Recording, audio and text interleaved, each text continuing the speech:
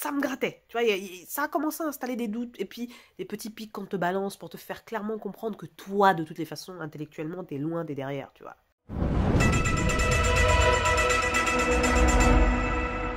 Salut petit crassé, comment va-t-on? Écoutez-moi ça, la tomate oignon, comme d'habitude. Mais aujourd'hui, c'est un jour particulier. Bon, déjà parce qu'il est minuit et que je fais une vidéo à minuit, ce qui est une première mondiale, de 1. De 2, parce qu'aujourd'hui, nous allons faire notre épisode 2 de discussions crasseuses du dimanche. Oui, parce que maintenant, les discussions crasseuses seront le dimanche. Mais aujourd'hui, nous allons parler de l'apprentissage. Pour être exact, ma vie en tant que personne qui a dû apprendre des choses dans sa vie. D'accord? Donc, on va un peu prendre ça façon encyclopédie, voyez ou pas? Et on va revenir à la genèse de mon existence. D'accord? C'est parti. Ok. De base, apprendre était une des choses que j'aimais faire. D'accord? Déjà, parce que mes deux grands-mères savaient m'expliquer les choses de façon salade, tomate, oignon.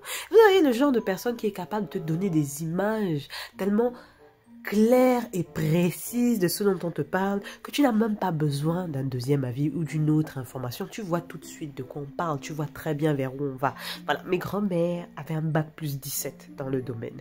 Donc, côté apprentissage, il n'y avait aucun souci. Lecture, écriture, tous ces bails-là se sont alignés façon prophétie angélique. Il n'y avait pas de doute, d'accord? Il n'y a pas eu de lutte. Et du coup, grâce à la façon dont elle m'apprenait des choses, j'ai très vite voulu apprendre d'autres choses sur le côté, d'accord? Et c'était bien, c'était parfait, sachant qu'en plus, comme j'ai fait une bonne partie de l'école jusqu'à un certain âge au bled, quand je suis arrivée en France, du coup, parce que oui, après je suis arrivée en France quand même à un certain... au bout d'un moment, il fallait venir, quoi, mes parents sont ici, à un moment, voilà. En arrivant ici, du coup, il y a toujours un décalage entre l'école du bled et l'école en France. L'école en France, certaines choses qu'on apprend sont plus en avance sur le programme, c'est-à-dire que en CM2, tu vas apprendre certaines choses que ici en France, tu vas peut-être apprendre en 4e, 5e, voilà. Pour vous donner une idée, voilà. L'école au bled est vraiment très... Anyway, tout blédard qui se respecte sait. Et c'est pour ça d'ailleurs que souvent, quand les blédards viennent faire des études supérieures ici, c'est beaucoup plus simple pour eux parce que le niveau de strictitude, comme on dit, est plus élevé. Tout blédard qui sait. Anyway. Et donc du coup, oui, pendant longtemps du coup, je me suis déjà beaucoup basé sur mes acquis du bled. Et puis même à côté, ma curiosité était toujours là. Donc du coup, je n'ai jamais vraiment galéré à l'école. Oh my god! D'accord? Mais j'ai très vite pris conscience que dans le système scolaire, en tout cas en arrivant en France, les profs n'étaient pas passionnés de leur boulot. Là, en tout cas, tous ceux sur lesquels je suis tombée vraiment n'étaient pas passionnés. D'accord? Mais, comme j'avais mes acquis, en vrai, j'avais pas vraiment besoin de demander quoi que ce soit, tu vois, à qui que ce soit, parce que en vrai, c'est des trucs que j'avais déjà quand même un peu vus, où je savais à peu près, où je pouvais bosser seul à côté et comprendre le truc vite fait. Suivez bien, parce que, bien évidemment, les choses vont se compliquer, sinon ce n'est pas drôle. Et là, je suis arrivée au lycée.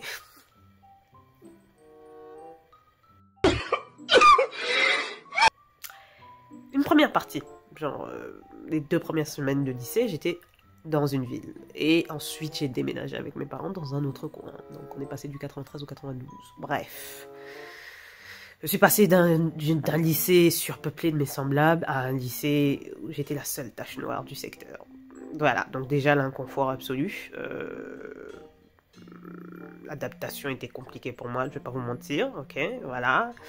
Et le traitement des profs était particulier quand même aussi un peu. Vous voyez, il y avait une petite odeur de moisi, voilà. Donc, il y avait déjà ça. Mais en plus, le dégoût des profs sur leur propre travail, parce que clairement, il n'y avait personne qui était passionné pour son boulot. En tout cas, première seconde, personne n'était passionné. Personne n'était passionné. Et puis, très vite même, je me suis rendu compte que même quand je faisais l'effort de poser des questions, demander des conseils, demander même de l'aide, j'avais l'impression de les déranger. C'est genre en mode... reste loin, toi là-bas, là, reste dans ton buisson. Ça me grattait, tu vois, ça a commencé à installer des doutes, et puis des petits pics qu'on te balance pour te faire clairement comprendre que toi, de toutes les façons, intellectuellement, t'es loin, t'es derrière, tu vois. Et là, bien évidemment, pour la première fois de ma vie, du coup, je me suis tournée vers certains membres de ma famille pour demander conseil. Malheureusement, tout le monde n'est pas doué d'une capacité à aider à apprendre en douceur. Donc, ça n'a fait que accentuer déjà mon dégoût pour l'école. Le fait de voir que à l'école, déjà, on me traitait comme si j'étais trop bête pour comprendre. Mais en plus, chez moi aussi, on me traitait comme si j'étais trop bête pour comprendre. Donc, du coup, j'ai commencé lentement à associer apprentissage avec peine, douleur, pénibilité, mauvais souvenirs, vraiment trop de négativité, beaucoup trop de sensations négatives, ok? Ce qui est bien dommage, alors qu'on partait de quelque chose d'extrêmement positif. On partait d'un bail exceptionnel. Donc, je redouble ma seconde, bien évidemment, avec un choix plutôt limité quant à mon orientation ensuite. Mais je pense qu'en fait, mon redoublement m'a fait comprendre, selon le système, que je n'étais pas assez intelligente, clairement. C'est comme ça que j'ai pris. Et donc j'ai dit, ok, puisque je ne suis pas assez intelligente, je ne vais plus fournir le moindre effort. Je vais faire le minimum syndical. Et bizarrement, je n'ai fait aucun effort, mais tout est passé comme un cure-dent. Mais genre vraiment comme un suppositoire. Dès le moment où je n'ai plus essayé de comprendre, où j'ai accepté, ok, les maths c'est mort, quelles sont les matières où je gère, ok, tac, tac, tac, tac, ok, ces matières-là, vu que je les gère, il faut que j'ai minimum 18, 19. Et c'est comme ça que j'ai fait. J'ai calculé toutes les combinaisons que je maîtrisais au max, et que je les ai montées au max, du max. Et au bac, bah, c'est passé suppositoire. Et en plus, j'étais bonne en sport, donc il y a eu sport, anglais, allemand, enfin, plein de trucs que j'ai accumulés. Et je suis passée comme ça, sans le moindre effort. Mais ça y est, le mal était fait. J'avais un dégoût profond pour le système scolaire et pour l'apprentissage en général. Je ne vais pas dire que je détestais tous les profs, mais je les voyais comme des ennemis. Clairement, quand je voyais un prof, je me disais, oh, un problème encore. Qu'est-ce qu'il veut? Dès qu'on disait mon prénom, j'étais là en mode, ah, qu'est-ce qu'il veut celui-là? Pourquoi il m'appelle? Et pareil, du coup, j'ai même arrêté aussi de parler de mes situations à l'école aussi avec mes parents parce que la communication était boiteuse, de toutes les façons. Mon point de vue n'était pas pris en compte. Bref, voilà. Donc, très vite, une fois le bac obtenu, je me suis dit, bon, quel est le genre d'études que je peux faire qui me permettrait de commencer à travailler le plus rapidement possible, parce que là, il est temps de récupérer ses ustensiles, parce que j'ai quand même essayé la fac, et la fac, c'était pendant la période des grèves de la moitié, vous savez, les années 2014, 2016, non, c'était 2012-2014. Voilà. Salut les losers! Et là, je me dis, bon, ok, c'est quoi, trouve un truc où tu peux bosser tranquille, tout ça. Je prends le tourisme. Sauf que j'ai pris alternance hôtellerie. Hôtellerie!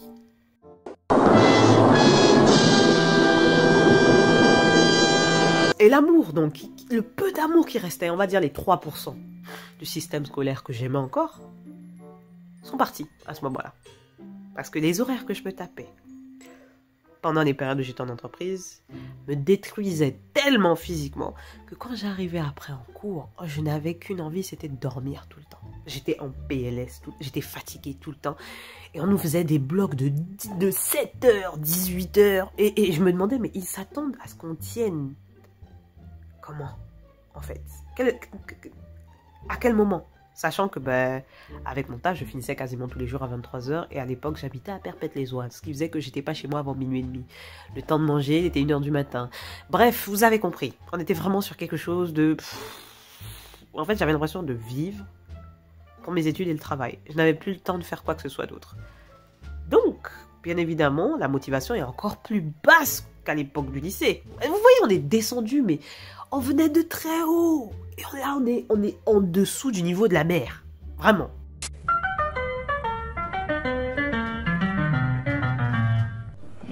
Et là,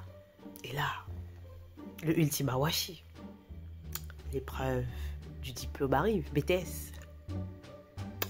Je rate de 0,75. Ça, pour moi, je pense que ça a été la pire pire juif. Parce que jusque-là, je m'en étais prise, tu vois, le redoublement de secondes, déjà, ça faisait mal, tu vois. Mais là, dans mon cerveau, vu que déjà, du coin de l'oreille, je me disais, de toutes les façons, je suis pas très intelligente, je suis pas suffisamment intelligente pour faire les choses. De toutes les façons, ça, il faut dire merci aux profs et d'autres personnes qui me répétaient ça en boucle. De toute façon, tu as les pipis dans la tête. Ceux qui savent, savent. Désolé pour le reniflement. Ça s'est installé. Le doute s'est installé. Et donc, l'échec de ce BTS, j'ai dit c'est bon, les études là c'est terminé. Sachant qu'en plus c'était la dernière année où ce BTS existait, donc à partir de l'année d'après j'aurais dû... De toutes les façons j'étais condamnée à refaire les 2 années. Et le diplôme, ceux que j'avais appris jusque-là, n'existait plus, donc il faudrait vraiment redécouvrir tout un... J'ai fait non c'est bon, je ne suis pas là pour souffrir. Salut. Et du coin de la tête je me suis dit oui effectivement, je dois juste être débile et les études c'est pas pour moi. J'adore rire. Et maintenant vous vous demandez mais... C'est pas toi ici qui a dit que tu allais recommencer à apprendre des choses, et tu fais des cours même sur Skillshare, et tu apprends des choses dans ton coin, et nanana. Oui, c'est moi. C'est moi. Oui, parce que il s'est passé des choses entre-temps, du coup. Vous voulez des exemples? Oui, s'il te plaît, des exemples. Allez, d'accord. Déjà, la première chose que j'ai réalisée, c'est que la quasi-totalité des choses que je faisais, c'était par rapport à ce que les gens disaient, faisaient ou attendaient de moi. C'est-à-dire, même mon choix d'études à l'époque du lycée, ce n'était pas pour moi. C'est même pas moi qui ai choisi. Genre, je choisissais toujours par rapport à ce que... Comment mes parents allaient réagir, comment les gens allaient percevoir le type d'études que j'avais. Si ça ne dépendait que de moi, je n'aurais pas pris ce que j'ai choisi. Et c'est pareil pour les études supérieures. J'ai fait la fac, j'ai choisi la fac. De base, je ne voulais pas faire la fac, mais j'ai choisi la fac parce que j'avais l'impression que c'était la seule chose que je pouvais dire qui sonnait convenable aux yeux d'autres personnes. Puis j'ai pris le BTS parce que je me disais, ah, ça c'est un truc que je peux faire à peu près et où je peux me dire qu'ils n'auront pas trop honte du type de diplôme que j'aurais appris. On était toujours sur les autres. Et donc du coup, mon investissement en interne, il n'y avait aucun besoin ou aucune envie de faire ce que je faisais. Et je me suis rappelé d'un truc.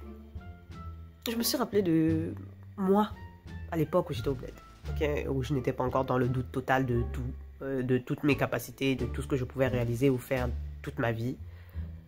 J'adorais les défis. J'adorais me dire... J'adorais quand quelqu'un me disait ça tu n'y arriveras pas, et je me battais pour y arriver. Et la majorité du temps j'y arrivais. Et après j'ai commencé à écouter ce que les autres racontaient me concernant. C'est-à-dire que je laissais les autres définir qui j'étais et je les prenais pour argent pour comptant, comme on dit. Je considérais que c'était parole d'évangile, et comme c'était parole d'évangile, et bah du coup j'acceptais que oui c'est ça que je suis. Bien évidemment! Bien évidemment! Bien évidemment! Alerte psychopathe. Résultat des courses, en réalité, la seule chose qui avait vraiment changé, c'était ma perception de ce que j'étais capable de faire. C'est juste ça qui avait changé. C'est-à-dire, j'avais changé d'environnement au niveau du lycée. J'étais en stress par rapport à où j'étais. Je ne connaissais plus personne, etc., etc. Certes, et il se passait des dingueries à l'arrière, dans le reste des autres axes de ma vie, oui. Donc j'étais un peu, comment dire, perturbé par toutes les autres choses qui se passaient derrière, certes. Mais j'ai laissé les propos d'autres personnes devenir ma réalité. Et à aucun moment je n'ai remis en question ces propos en fait. À aucun moment je ne me suis dit non. Pourquoi est-ce que je pense que ce qu'elle dit est vrai? Jamais. Parce que je me disais, c'est des personnes adultes, elles savent de quoi elles parlent. Si elles disent ça, c'est pas pour mon mal, c'est peut-être parce que je ne fais pas ci, ça. Alors que très souvent... Et si je suis honnête avec moi aujourd'hui, en 2022, fin 2022, bientôt 2023, toutes ces choses que je n'ai pas réussi à faire, que ce soit avoir mon BTS, soit passer en seconde, etc., c'est que je ne me suis jamais vu les avoir. Dans mon esprit, je ne me suis jamais vu réussir à avoir ces choses-là, que ce soit mon BTS ou réussir même à l'université. Alors qu'avant, si, quand j'étais plus jeune, j'arrivais à me projeter. Mais en fait, je ne me voyais même pas échouer, quoi que ce soit. Je me voyais toujours réussir. Et je me voyais physiquement réussir les choses que je voulais faire. Or là, il n'y avait plus rien que j'avais envie de faire. Donc en fait, je faisais les choses parce que je devais les faire. Et du coup, je ne me voyais pas réussir à faire les choses. Et juste, je me laissais emporter par le courant, quoi. Genre, comme une go qu'on a jetée au milieu de la Seine et qui se laisse entraîner dans le fleuve jusqu'à... Vous voyez à quel point c'est tragique. Et du coup, j'ai commencé à questionner toutes les choses que je pensais vraies me concernant. j'ai réalisé que 90% des croyances me concernant ne venaient même pas de moi. Que la plupart du temps, c'était d'autres personnes qui avaient installé la germe dans ma personne. Avec ou sans mon consentement, bien sûr. Sinon, c'est pas drôle. What the fuck? Du coup, j'ai changé ma philosophie de vie. Je me suis dit, bon, puisqu'on est sur une redécouverte de soi, on teste, on vérifie si on peut le faire. Et on se base sur les faits. On ne se base pas sur ce que les autres ont dit ou sur le passé, parce que le passé, de toutes les façons, est basé sur des choses que je n'avais pas envie de faire. Je me suis passé sur les points de vue des autres, et du coup, on a vu ce que ça a donné. Rien du tout. Donc, du coup, là, on est sur une phase où on recommence à faire des choses, et donc, je vais reprendre des cours en marketing digital. Vous sentez à quel point la go a hâte. Bref. Mais pour une fois, c'est quelque chose que je fais pour moi. J'ai trop hâte. Mais bon, bref. Tout ça pour dire que pour celles et ceux qui penseraient que parce qu'ils n'ont pas réussi un axe ou qu'ils n'ont pas perçu certaines choses, rappelez-vous qu'on est sur un système qui est mis en place pour la totalité de la population. Nous ne sommes pas tous pareils. Certaines personnes ont besoin d'un système d'apprentissage différent et d'autres non. Pour certaines personnes, ça fonctionne, d'autres pas. Chacun d'entre nous, on a nos points forts et nos points faibles. Donc, c'est pas parce que vous n'avez pas réussi une chose du premier coup que vous êtes nul, ou que vous ne valez rien, ou que ça veut dire que vous êtes moins que, ou que vous êtes plus que, ou que... Ça ne vous définit pas. Ça ne m'a pas défini, donc ça ne vous définit pas. Et rien ne vous empêche jamais de reprendre où vous vous êtes arrêté. Si moi je suis capable de reprendre mes études maintenant, ou de les reprendre dans 10 ans, dans 15 ans, dans 20 ans, rien ne m'empêche de le faire. Alors, surtout si j'ai envie de le faire. Alors si vous avez envie de le faire, c'est votre signe. Il est temps de passer à l'action. Anyway, bisous. Attends. On like, merci. On partage. Et abonne-toi. Bisous. Et dis-moi quelles sont les études que tu veux faire. Si tu veux reprendre tes études. Ou si tu es en train de faire tes études, tu fais lesquelles? En commentaire. Bisous.